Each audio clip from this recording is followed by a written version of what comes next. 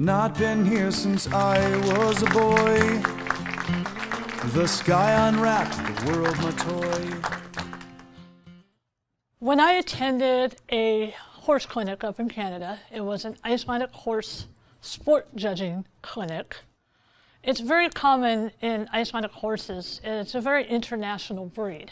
So oftentimes the people who give clinics or the people who are the judges are from either Iceland or another European country. The instructor of the clinic was from one of the European countries, and to be honest, I don't know which one. It might have been Norway, and he brought his wife with him.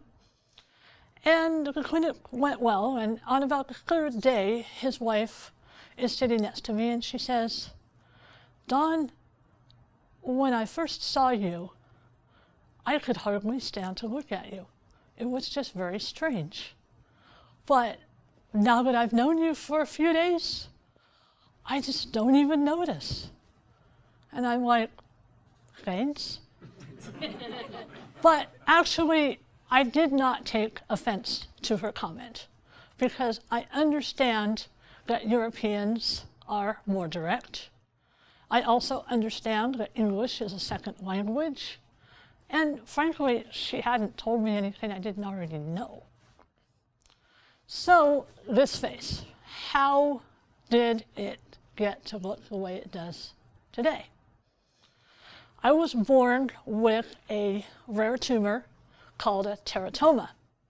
A teratoma is made up of tissue, that's tissue, from other parts of the body. In my case, it was a lot of brain tissue. So I kind of figured, well, does that make me smarter? My dad told me that this tumor, when I came out, was about the size of his fist. Well, my dad, even at age 80, is about 6'4". So you could imagine the size of his fist on a newborn baby. So it was pretty significant. It was probably as big as my head. Well, they took it out. The doctors, they had to figure out what it was. First of all, it was cutting off my breathing. And so they had to do a tracheostomy, which is why I have a scar here, so that I could breathe. And they biopsied it, and they figured it out, and they decided to try to remove it. Well, the way I see it, it was like removing the insides of a pumpkin, all the pulp and the seeds, and they just scooped it out. Well, that was all well and good, except a little while later, it grew back. So the second time, they couldn't be as nice about it. They ended up having to take bone and muscle and nerve, and essentially, I ended up with my face half paralyzed. I have hearing loss in my left ear, significant hearing loss, and they had to do a lot of reconstructive surgeries, because basically when they did the initial surgery, it left my jaw wasn't even attached. It was free-floating. So they've done a lot of reconstruction using ribs. I've had muscle transplants. One of my surgeons looked into doing nerve, but I think the technology may have been too young, because this was back in, I was born in '66, so it was in the '60s. By the time they started reconstruction, I was around 11, major reconstruction. They had to wait to do the reconstruction until I was old enough and there had been enough development, and that certain areas just grow up to a point. So once they started reconstruction, they knew they'd have a pretty good foundation for things staying the way they are. What did that mean for me? Elementary school wasn't so bad. Or let me put it this way. I don't remember that it was bad. I don't have a ton of memories from my childhood, and I've decided that I've probably repressed some of the worst ones. It's also possible that when I dealt with situations that were not easy, once I got through them, they just weren't important to me anymore. I've always had an ability to move on with my life. But I had friends. I was invited to parties. As you got into middle school, of course, then the hormones start to kick in, and by the time you get to high school, all of a sudden, what matters? Appearance. So I ended up hanging out with all the outcasts. My friends were people who were discovering they were gay, or they were goths, or they had ear piercings in a day that ear piercings weren't popular. But I had a pretty good group of friends, and people, for the most part, treated me decently because I was smart. I did have a few bullying instances, but one of the things that helped me a lot is the fact that I had a good support system. My family has always been very supportive. I was encouraged to do the things that I was good at. For example, I could write, and I was encouraged to take creative writing and to develop my skills through an enrichment program. So I went with the things that I knew that I was good at. Bullying is a huge issue. Even though I can't look back and say, well, this is how to deal with it, because I'm such an expert on bullying, I will say, and as I mentioned, because I had a good support system, because I felt, for the most part, good about myself, that helped me. I asked my dad, I said, how did I handle it? And he said, better than a lot of people would have. So I think it was that ability to just move on. And also, I remember, there would be kids in high school, boys, and one would elbow his friend and say, pointing at me, there goes your girlfriend. And of course, I knew it was meant to be a cut. And I would be a little hurt by it at first. But then I would think, who said I'd want to be his girlfriend anyway? Or maybe he's not my type. I couldn't wait to graduate high school. By the time I graduated high school, I was so ready to be out of there. Because I had this idea that by the time I got to college, I would be an adult. And I would be an adult among adults. And I could be accepted as an adult. And that meant a lot to me, because I spent a lot of my childhood wanting to be like everybody else. And the surgeries, I kept expecting the surgeries to make me perfect, because when you're growing up, you believe that medical science could do things that you eventually realize, they can't do that. Even face transplants. I've seen face transplants all over the news and social media. But for me, because a lot of the damage is structural, something like face transplants aren't going to work because they're based on soft tissue. So I've had to kind of come to realize that it was only going to get so much better. And I had my last reconstructive surgery in college, and it did not go very well. I woke up in intensive care with tubes down my throat. They basically had to undo all the stuff that they'd done. They'd done a fatty tissue transplant to try to build out this part of my cheek. And because it just about killed me, I thought to myself, is this worth it? I came to realize I was only going to get so much better in my appearance. I was never going to look perfect. And it was to the point where kids were still going to stare at me. The degree of difference at this point didn't matter. And that's when I decided, I've had enough of the surgeries, I'm just going to have to deal with this the way it is. Now, relationships. As I mentioned, in high school, I didn't have any guys that were interested in me. I had crushes on a lot of guys, but none of them reciprocated. Some of them were my friends, nice people, they were good to me, but they had no interest romantically in someone like me. And I don't know, maybe it wasn't the appearance, I don't know. But I just know that I didn't have any dates in high school. And in college, I didn't have any dates. I actually had trouble making friends in college. But one of the things that did happen as I got into adulthood is I did find men that I had relationships with. They were older men. They were probably men I shouldn't have been with, because socially it wouldn't have been acceptable. But I bring it up because the one thing that it did do is it gave me confidence. Because I was with these people for kind of the right reasons. I had become friends with them, and that's how we became interested in each other on another level. I came to realize, and actually I pretty much always believed, that eventually I was going to find somebody. I was going to find somebody who loved me for who I am rather than what I looked like. I figured, yeah, all it takes is for somebody to get to know me. Well, that didn't go real well at one point because I did end up in a relationship that was abusive. I basically threw myself at somebody, and he was a drug addict. And I was naive.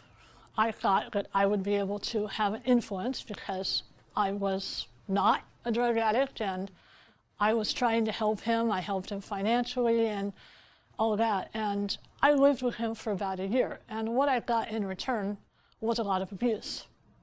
Not physical abuse as much as mental abuse. However, I recognize that it was my choice to stay in that relationship. But it also gave me insight as to how people get into those kind of relationships and get stuck. It's very easy for someone on the outside to look at a friend who's in an abusive relationship and say, well, if he treats you like that, just get out. Yeah, well, there's this aspect called fear, uncertainty, low self-esteem. All of these points keep people in bad situations. When my live-in roommate, I won't even call him a boyfriend. I mean, to his credit, he never pretended to be in love with me. He just took advantage of me. But what finally made me decide, all right, this has to end, is he started to get more physical. And the way that I chose to ensure that I would make that commitment and get out of the relationship, I told my dad. Remember the guy who's 6'4"? Yeah. So I basically decided that that was going to be my insurance policy for myself to get out. Well, about not even a year, probably not even 6 months after that, I met another guy. Actually, the first time I met him, we met through community theater, so I met him doing something I love. And which I believe, if you want to meet somebody, that's the way to do it. Find a hobby, find something you enjoy doing, get out and do it. Because that's where you're going to meet people with like interests. Well, the first time I met this guy, he was invited in to look at a light design, and after that, I completely forgot about him. A few months later, I was asked to do a lighting design at Bremerton Community Theater, where he was on the board he was the technical person on the board. And so I needed his help to do this production. And of course, that person became the man that 3 years later I ended up marrying. Mind you, I had to propose to him, but, you know, we've been together for 21 years. And I always use myself as an example when I'm in communication with other people who have facial differences. And I hear a lot of them talk about, well, I'm never going to find somebody. And I just say, look, I did. You know, go out, do what you love. By the same token, I have people in these communities that don't want to go out. One young woman is like, well, I don't want to go to Disneyland because I don't want all the kids to stare at me.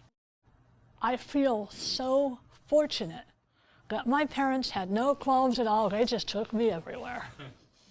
And I'll tell you, being stared at is not something you ever get used to. More recently, I've changed how I deal with it. I actually, when I can, I interact with children to help them understand that there's a person. And sometimes all I have to do is just look at them and smile, or ask them a question. If it was a place like Disneyland, I might say, well, how many rides have you been on? If you engage them, suddenly you become a real person. Once I got out of college, and this would predate my husband, Ian, I had to get a job. Well, my first job was at Dairy Queen. It actually turned out I wasn't very good at doing fast food, and I'm not really all that sorry about that.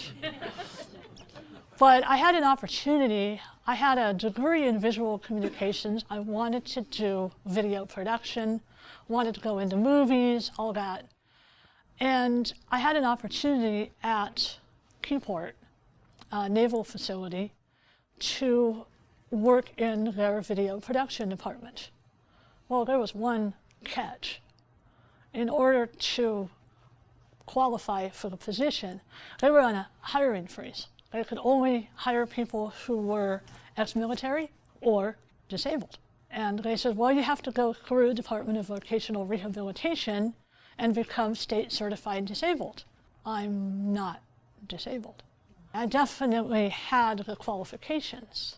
So it was an asset for them to be able to bring in somebody with my college education and my experience. But it was a hurdle for me, and I kept thinking, they're never going to approve this. I mean, but the reason that I was approved on the state level was because there is a clause that says if there is a reason why someone might discriminate against you, then you can qualify as being disabled. Now, I was not sorry to hear that I probably would not have qualified on the federal level, but then I didn't need to.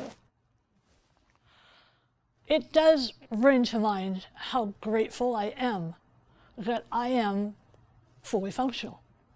I have my hands, my legs, I can walk, I can ride. I even have a voice. When you grow up with a hearing loss, you don't really notice that. I know that I don't have good directional sound, for example, but I know that I don't have anything that limits what I can do. I mean, I took theater in college, and I knew that I was going to do technical theater, and they probably were not going to put me on the stage as an actress. And I've always considered that my voice isn't perfect, but I'm becoming a speaker, so how much does that matter? One of the things I want to address is what I call the myth of inner beauty. And it kind of goes along with how people make assumptions. People assume, for example, some people will assume that because I have a facial difference, that I also have a mental problem as well. Now, I've learned that I believe it comes from like Down syndrome, but I've learned even a lot of people with Down syndrome are very functional and can function quite normally in society. So we have to be so careful of the assumptions that we make of people on what they can or can't do, how smart they are or not, based on their appearance. And I believe it actually goes the other way. When you have people who are beautiful, what is our assumption when we see a beautiful, voluptuous blonde woman? Well, she must be an airhead. I mean, look at all the blonde jokes. But again, there are beautiful and handsome people who are very intelligent. I'm very jealous of them, but I think most people are. That myth of inner beauty that I was talking about is when I am at a presentation or I do a book signing, I have someone, or even out in some event that I might attend, people will come up to me who have never heard me speak, they haven't read my book, and they will say, "You're such a beautiful person." And I'm like, well, thank you. On the inside, I'm thinking, how do you know? I could be a very nasty, unpleasant person. But then you have to be fair to people too. If someone looks different, if they carry a chip on their shoulder, maybe they have a reason. maybe they just haven't adjusted yet. I consider myself to be pretty well adjusted, but not everybody is. But you get a lot of ordinary people, normal people, that also are beautiful people, or sometimes very unpleasant people. I happen to be of the mindset that probably 99.999% of people are capable of being decent people. I believe that there is a very small percentage that has something wrong up here, that they just, sociopaths or whatever, they just are not good people. Most people, if they are unpleasant, there's something in their environment that has made them that way, maybe over years, which makes it a lot harder to undo. One of the things that I did after I met my husband and got married is I got into Icelandic horses. Now, why the Icelandic horse? Well, I think it has to do with the big hair, personally. They are a very personable horse, a very independent horse. Yeah, they say that owners are like their pets. Well, I went for a breed that is beautiful in a rustic kind of way and very independent-minded. It doesn't hurt that they're a gaited horse, which means they're very smooth to ride. And although I've loved horses since I was very little, I didn't own a horse until I was 30. So I got a late start with owning horses. Well, my first horse turned out to be not a good match. He wasn't trained, he was afraid of things. And I got hurt a few times. So I figured I've got two choices. And I got scared. I was afraid to ride because I was getting hurt. I had two choices. I could give up, or I could learn everything I could about Icelandic horses, about riding them. And now I'm a professional trainer, so you can imagine which direction I chose to take. Now, I also understand that they say there's a lot said about giving up or quitting, but I believe that it is a personal choice. People might say it's not worth it, and there's nothing wrong with making that kind of choice, to say this is not the direction that I want my life to go. So it's not about quitting, it's about deciding that you have other places you want to devote your energy. I decided the Icelandic horse was a place I wanted to devote my energy, so I did. I learned a lot. I've learned a lot from the horses. I've learned a lot about communication. I have a direct style. Some call it abrupt. But all I know is if you approach a horse like this, what's that horse going to do? Boom! Gone. But if you are more gentle, more subtle in your approach, more respectful, because a horse is a prey animal, then you're going to be able to catch that horse. And if you interact with that horse in such a way, you're going to earn its trust eventually, because horses are looking for leadership.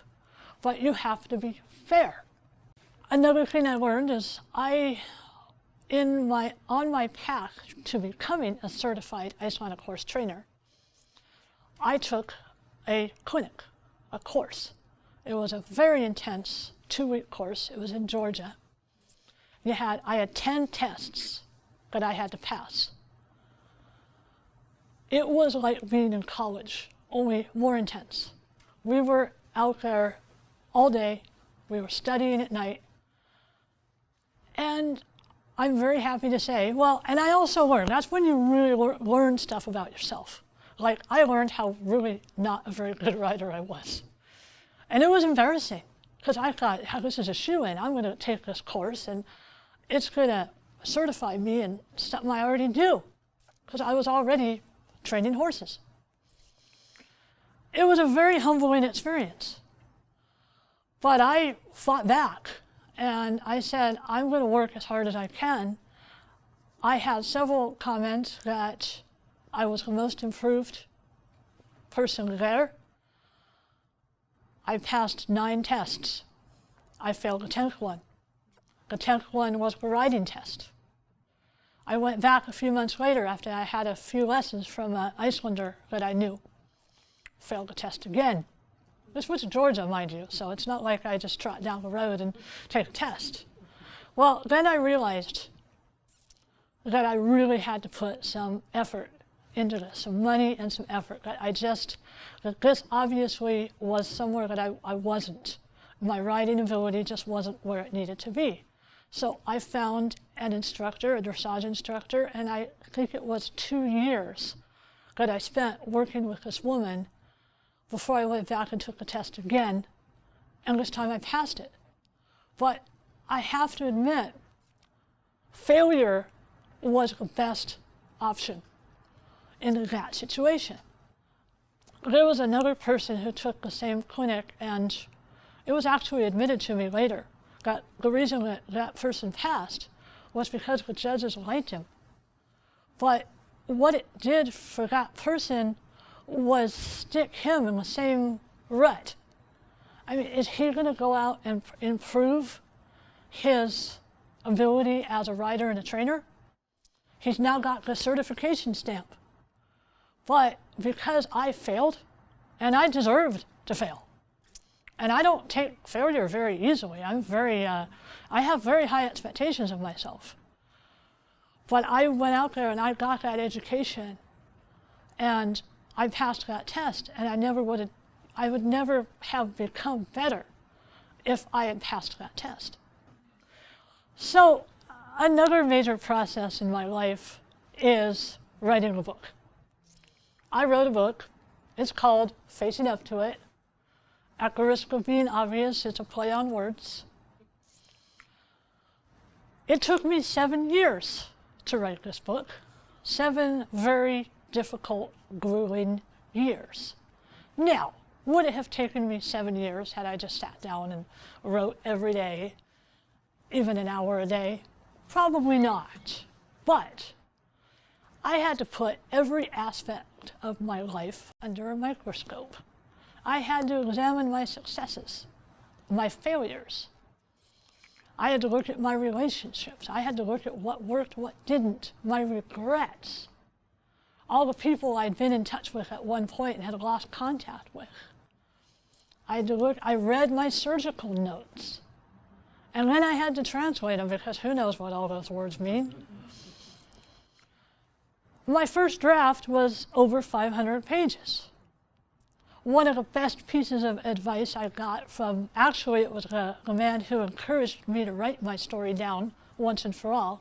He told me, when you get an editor, and you will need an editor, get somebody who knows how to edit, not just someone who says they can edit. And that's what I did. And she made a huge difference. She said, Dawn, first of all, yeah, 500 pages is a little long. Secondly, you have to show people, don't tell them.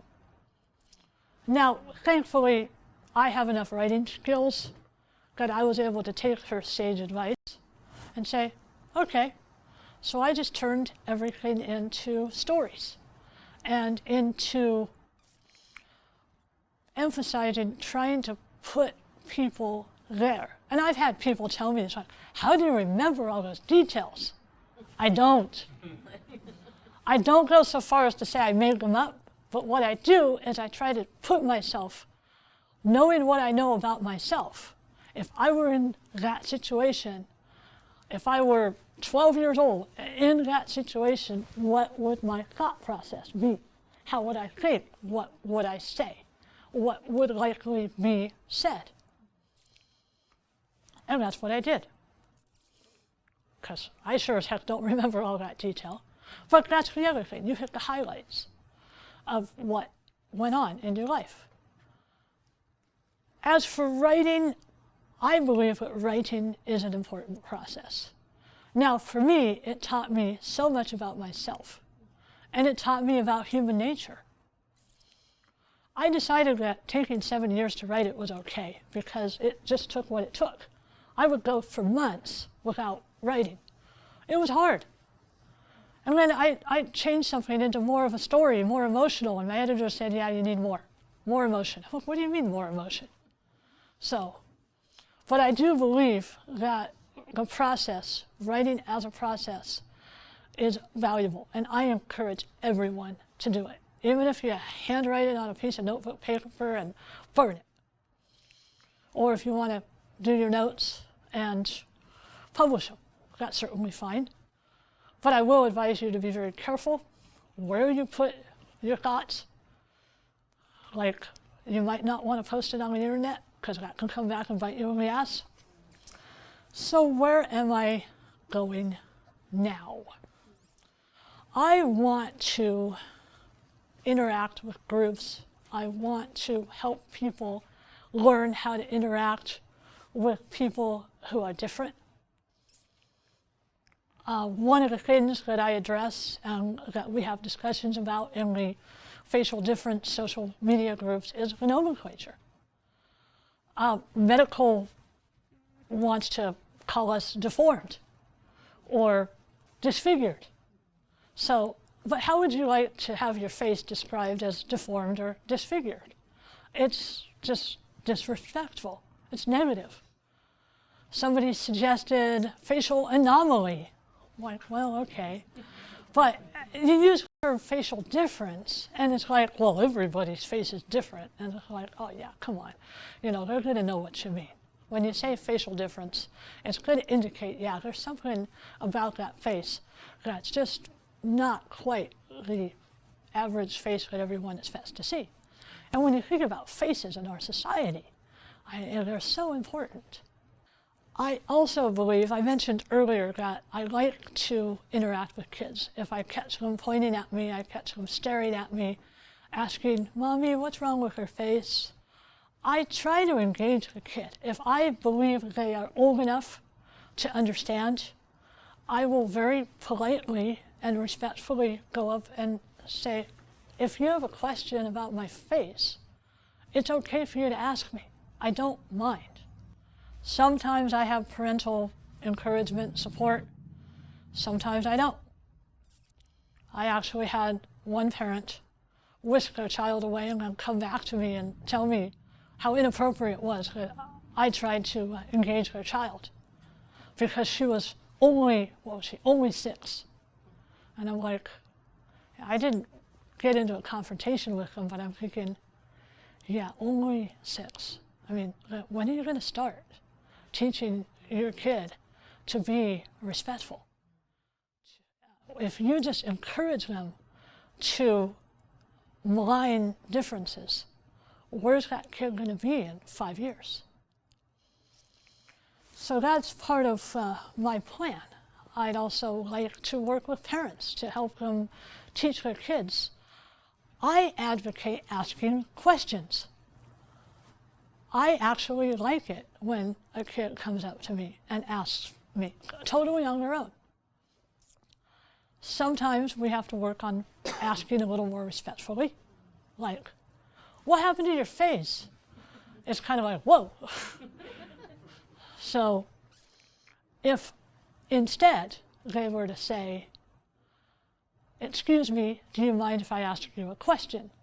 Well, I'm not stupid. I know what they're going to ask me.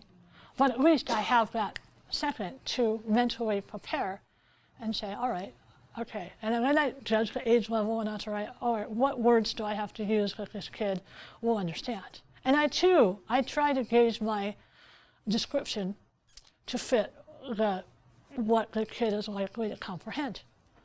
Because it doesn't help to say, well, most kids, like if they're really young, they don't know what a tumor is, let alone a teratoma.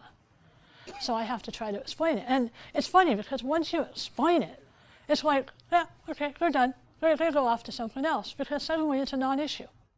Their curiosity has been satisfied, they're done. So, and I love it. And I love the reaction of parents when I do that too. It's great. And I've had people say, well, you might have made a difference in that person's life. And I'm like, yeah, I hope so. Because I believe that dispelling ignorance is the most important thing that we can do. When people realize that just because somebody has a difference, and it doesn't matter if it's their face or if they're missing an arm, then they're still people, first and foremost. they are people. I'd like to see if any of you have any questions before I make my closing statements. Okay, the question is, did I have a hard time making friends because I felt like maybe these young people would not understand with me or connect with me? That brings up actually the whole question of nurture versus nature. How much of this is my face and how much of it's my personality? Yeah. I always had at least one close friend. And I think what may have happened with me is I was focused, so much energy, so much concentration on that one person that I just didn't feel like I needed anyone else. But on the other hand, you know, if that person tried to be friends with somebody else, oh my gosh, was I jealous. So, and how much of that had to do with my appearance, I don't know. In college, probably not much. I have a lot of acquaintances. I had people that I knew and got along with, but I have to admit, I'm not a partier. So when it comes to going out and just being social and putting myself out there, I don't think about my face as a barrier. More likely than not, I would have just put myself out there anyway. I think there was just personality reasons that I didn't. The question was, since it's been over 20 years since my last surgery, am I still glad that I stopped? And the answer to that question is yes.